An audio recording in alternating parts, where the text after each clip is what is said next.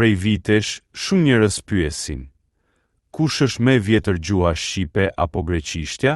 Pyetje që ka ndezur debate, libra e madje edhe politika.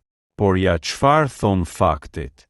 Gjuha shqipe është një degë e veçantë e familjes indo-evropiane, pa motra të afërta.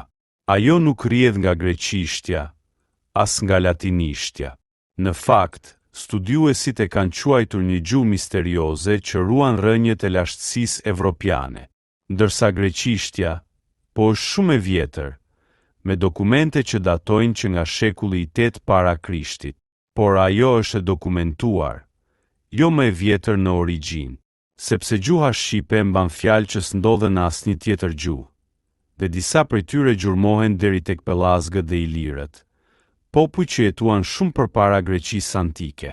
Fjalë si diell, mal, nën, ujë kanë rënë më të lashta se shumë fjalë greke të ngjashme. Disa gjuhëtarë thonë se shqipja është pasardhësja e gjallë e gjuhës së parë të Evropës juglindore, dhe kjo e bën atë jo vetëm të lashtë, por unike. Pra, kush është më e vjetër?